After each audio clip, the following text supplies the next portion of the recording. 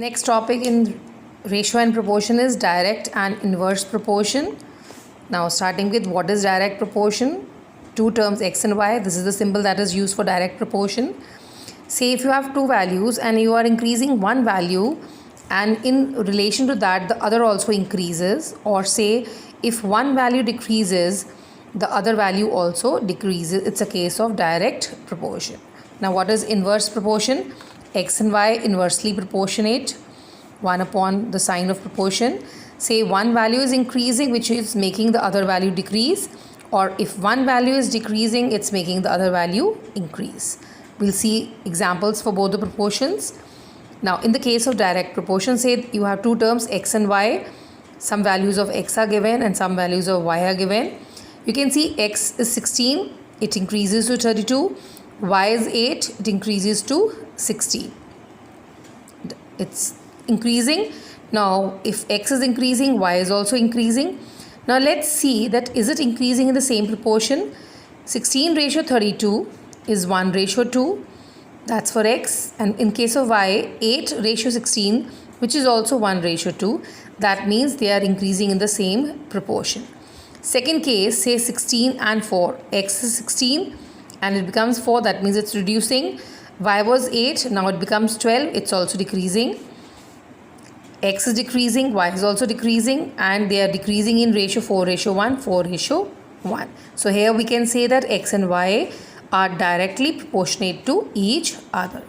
And to find the constant of proportionality, x upon y, say 16 upon 8, on cutting it is equal to 2.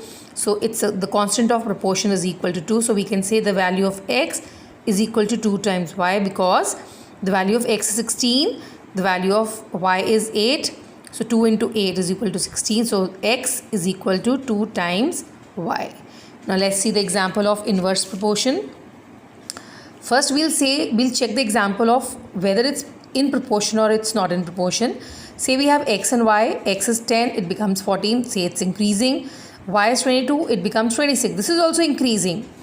Now x is increasing, y is increasing. So there are chances that it is a case of direct proportion. So let's check it. 10 and 14, let's find the ratio. It's 5 ratio 7.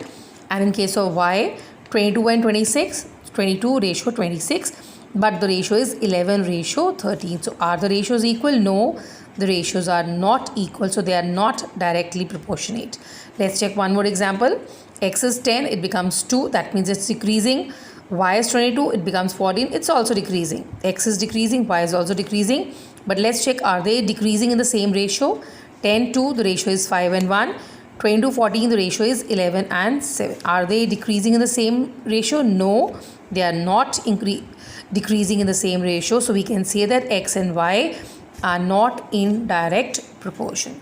Now we'll see one example of inverse proportion. Say x and y. X is 2, it becomes 4. Y is 12, it becomes 6. Now you can see x is increasing here and y is decreasing here. So there are chances it's a case of inverse proportion, because when one value increases and the other value decreases, it's inverse proportion.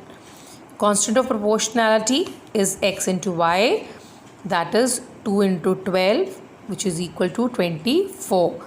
Let's check it for the second part. 4 into 6, which is also equal to 24. Okay, now children, exercise 6.2. Question number 1. Now again there are certain questions which you have to do yourself.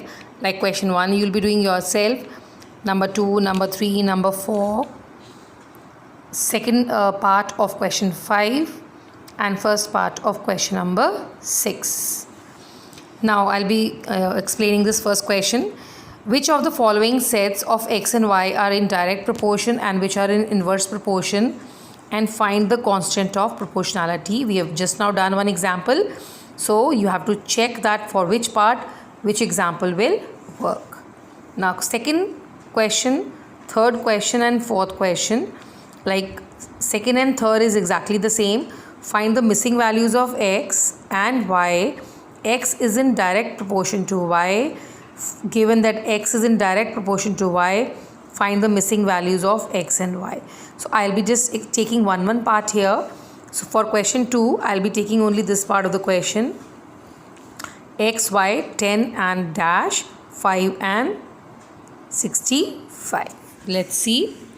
X, Y, 10 dash 5 and 65. X is in direct proportion to Y. Now you have to keep two things in mind, that when it's a case of direct proportion, we always use cross multiplication, and for inverse proportion it's straight multiplication. So now in place of blank I'm just putting Y because it's Y value which is missing. 10 and Y, 5 and 65, cross multiplying. So 10, because it's a case of direct proportion, so cross multiply. 10 into 65 is equal to Y into 5. Now keeping Y here, and this 5 will be taken to the other side. Now cutting it. 5 ones are 5 and 5 13s are 65. 10 into 13 is 130. So in the first place, Y is equal to 130. Similarly, you will be doing the remaining parts also. Now question number 3 is also same. Here I'm going to take the first and the third. Why first and third? Because here there is one blank. If I take the second one, there is another blank. So here if we take 20 and 8, both the values are given, and let's take one missing value. So I'll be taking these two values, this dash 9, 20 and 8. X, Y, dash 9, 20 and 8. X in direct proportion to Y. Now here X is missing, so let's put X in place of that. X, 9, 28. Direct proportion, cross multiply. X into 8 is equal to 9 into 20. Keeping X here, this 8 will be taken to the other side. Now how do we cancel it? 2 4s are 8, 2 10s are 20, 2 2s are 4, 2 5s are 10. 5 multiplied by 9 is 45, and 45 divided by 2 is 22.5. Similarly, do the remaining parts. Now next question. Question number 4. X is in inverse, because X is in proportion, inverse proportion to Y. Now again I'm going to take these two parts here. X, Y, 45 1 dash 1.5. X, Y, 45 1 dash and 1.5. Here X is missing, so I'm going to take 45 1, X 1.5. X is in inverse proportion to Y. Now in case of inverse proportion, it's straight multiplication. 45 into 1 is equal to X into 1.5.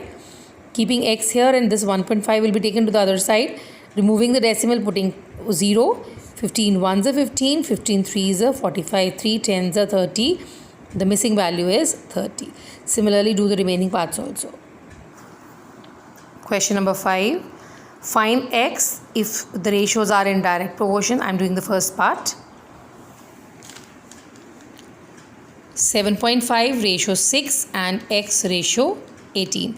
Now they are in direct proportion, so we'll directly write them as it is. 7.5 ratio 6 is equal to X ratio 18. Product of extremes is equal to product of means.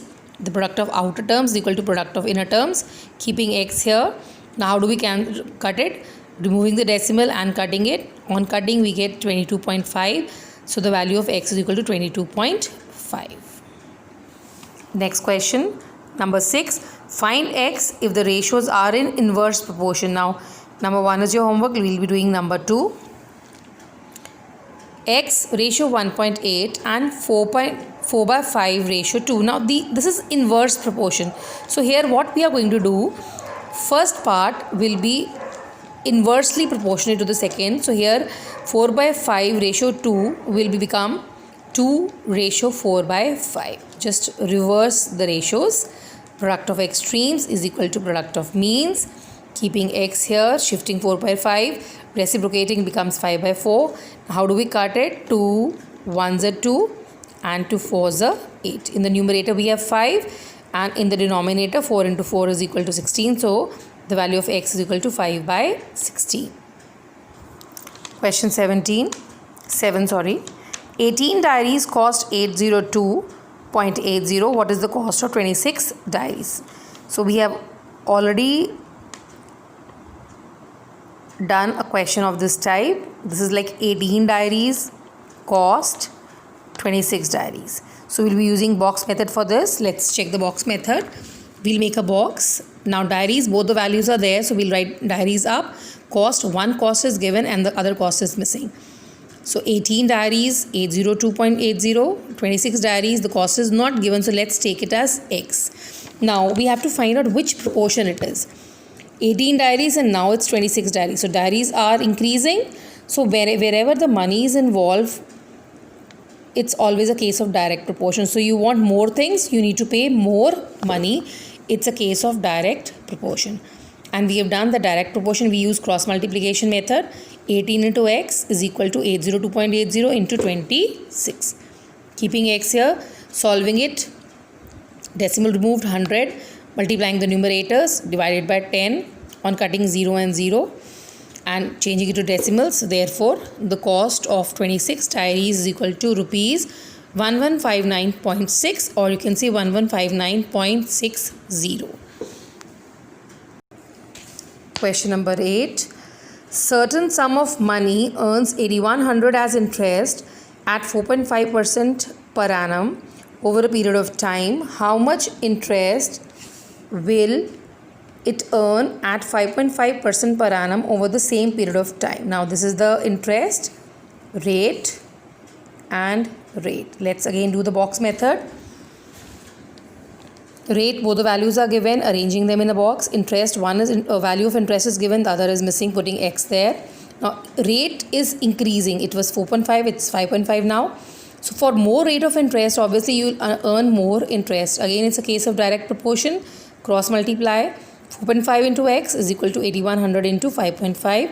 Keeping x here and taking 4.5 to the other side. On solving, the value of x is 9900. Therefore, rupees 9900 interest will be earned when the rate of interest is 5.5%.